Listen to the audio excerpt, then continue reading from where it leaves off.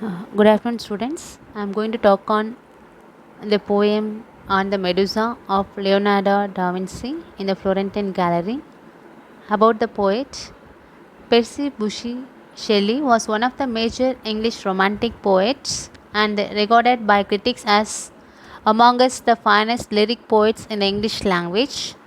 He belonged to the Romantic period, late 18th century, which brought literature and visual culture closer. His contemporaries such as William Wordsworth, John Keats, Lord Byron, including himself, wrote poems on paintings, artistic works, and statues. Such poems are termed as ekphrastic poem. An ekphrastic poem is a vivid description of a scene or more commonly a work of art.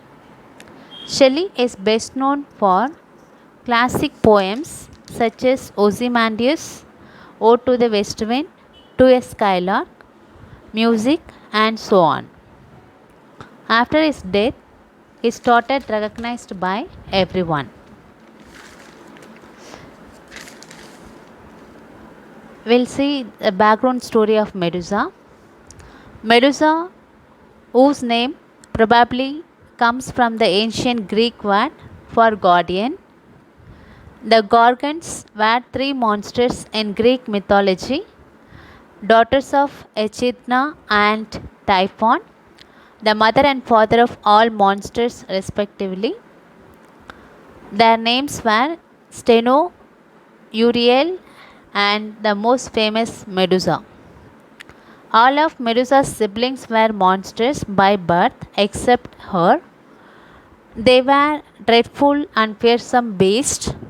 They were called as Gorgons, which mean voicious female monsters with brass hands, sharp fangs, fang which mean a long pointed canine tooth used for biting and tearing flesh, and hair of living venomous snakes, venomous poisonous snakes. Medusa was a beautiful mortal which mean a human being. Medusa was not considered the child of Echidna and Typhon, but of Porikis and Cato. Medusa was distinguished from her sisters by that fact that she alone was born with a beautiful face. Ovid, the Roman god of sleep and dreams, prized the glory of Medusa's hair as most wonderful of all her charms. The great sea god Poseidon, tempted by Medusa's beautiful hair, and impregnated Medusa in a temple of Athena. And impregnated, which means making a woman pregnant. The virgin goddess got angry with Medusa and transformed her enchanting hair into a coil of serpents, turning the youngest Medusa into the monster. Polydectes, the king of Serapis, sent the great hero Perseus for fetching the head of Medusa. Polydectes commanded, "Fetch me the head of Medusa." Perseus went to the fabled land of the Gorgons and found Medusa asleep. When Perseus severed her head, she was pregnant at the time of her death. Her two unborn children, Chrysaor and Pegasus, suddenly sprang from her neck. The Gorgons were awoken by the noise and searched Perseus in vengeance, but he was not found by them. They mourned for Medusa's death. Now that Perseus had Medusa's head in his bag and gave it to Polydectes. This was the miraculous story of Medusa. It is now considered that this painting was not painted by Leonardo da Vinci. In short, Medusa was part of Greek mythology. She was seen as a protector who was sexually forced by Poseidon, and in Athena's rage, she took the fair checked Medusa and turned her hair into snakes and her skin into scales, so that all men would hate Medusa. Her very look would turn a man into stone. She is often described as being both a terrible creature and a beautiful maiden. Medusa was a painting created by Leonardo da Vinci. The painting depicted the mythological creature Medusa, the famous of having snakes instead of hair, and was painted on a wooden shield. In 1782, Leonardo's biographer, also Italian historian Luigi Lanzi, documented the painting in Uffizi Gallery in Florence, writing, "It is believed that the painting was done by Leonardo da Vinci during 19th century. Based on Vasari's description, it was in the possession of Duke Cosimo de' Medici. This was accepted till the 20th century. It is also believed to be a work of an anonymous Flemish painter in 1600.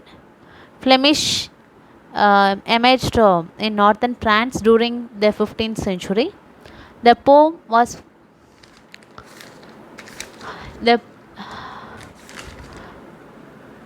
this poem is taken from posthumous poems of Percy Bysshe Shelley, edited by his second wife Mary W. Shelley. In 1819, when Shelley was in Florence, he visited the Uffizi Gallery, an art museum in Italy, where he had seen the painting of the head of Medusa. About the poem, the mass of snakes are moving in a twisting movement in the background. The eyes of the Medusa are half closed. The eyes look upwards. The head was surrounded by a variety of bats, mice, and other more ambiguously and sinister creature. Now we see the poetic lines. In it lieth gazing on the midnight sky. Gazing, look steadily for a long time on the midnight sky. Upon the cloudy mountain peak, supine. Supine means facing the sky. Below four lands are seen tremblingly, its horror and its beauty are divine. Upon its lips and eyelids seems to lie loveliness like a shadow, from which shine fiery and lurid, struggling underneath the agonies of anguish and of death. The title refers to a specific painting of the Medusa done by Leonardo da Vinci. In the first stanza of this poem, the speaker has seen the painting of the Medusa and inspired by her dream and nature. First, she is described as lying supine or on her back at the top of a cloudy mountain peak. She is lying on the top of a mountain peak. Her face look upwards. Her face looks upwards toward the sky. This is a mystical place that allows her to gaze at the midnight sky. Gaze, to look steadily for a long time. She looks at the midnight sky for a long time. Beneath the mountain, there are other lands found which are trembling. When the creatures in the other lands think upon the monster Medusa that is on top of the mount, they feel its horror and its beauty. The other creatures who are on the landscape, they are terrified at Medusa's face, because Medusa's face is filled with horror and beauty. Medusa is a frightening sight. It is also divine or godlike creature. She has a loveliness that is like a shadow. One could find a conflict of anguish, torture, and death on her features. If anyone look at Medusa's face, they could feel that she is tortured by something. She is tortured and burned by weight of her faith and perception.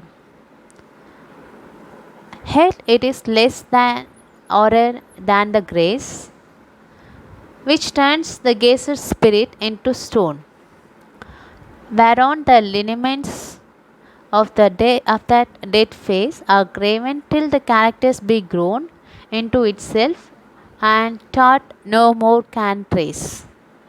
This the melodious hue of beauty thrown athwart the darkness and the glare of pain which harmonize the strain. In the second stanza of this poem, the speaker describes of Medusa. He says that her gaze turns one into stone. He points out that she has grace and horror on her face. It is a grace which transforms a viewer. One is struck by a divine nature and their face transforms into something that is ingrown. Ingrown mean abnormally towards a part of the body.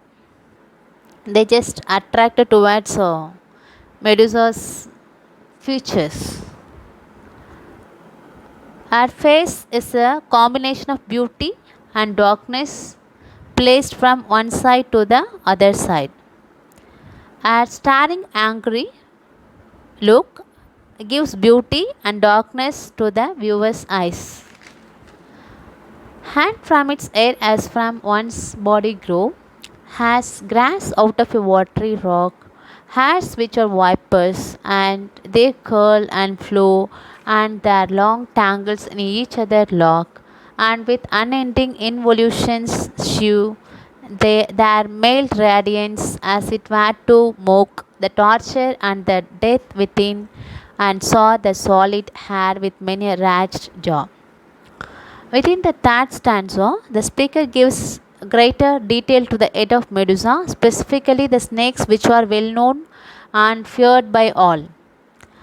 Her hair is made of vipers, poisonous snake, and sits upon her head as grass upon a watery rock.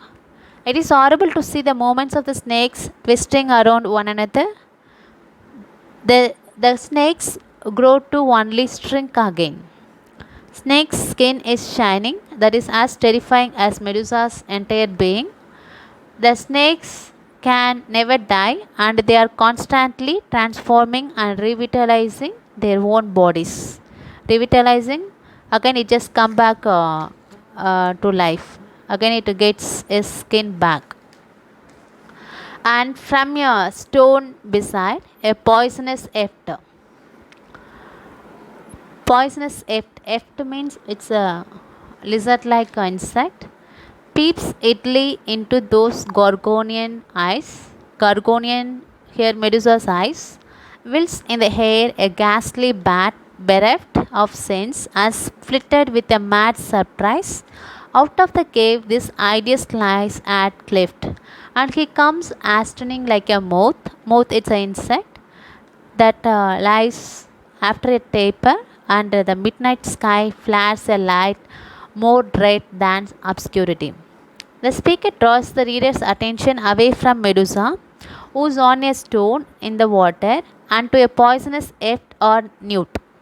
This newt creature is staring up at the Gorgon eyes of Medusa. There is also a ghastly bat that flies without sense out of a cave. It comes into the hideous light of the day. The bat is moving like a moth as it cannot control its body. This shows the way Medusa is unable to control the snakes. The moth-like bat is moving quickly with an out of control single-mindedness. These two creatures have come together into the presence of Medusa under the midnight sky.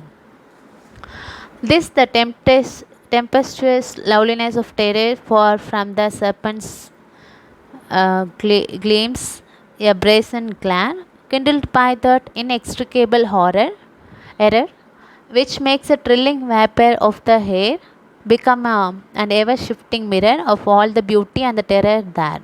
A woman's countenance with serpent claws gazing in death on heaven from those wet rocks. In the final lines, the speaker returns to the loveliness of terror that has become an important theme of this poem. Medusa's visage, her face, contains all the elements of the sublime. She is both horrifying and beautiful to observe.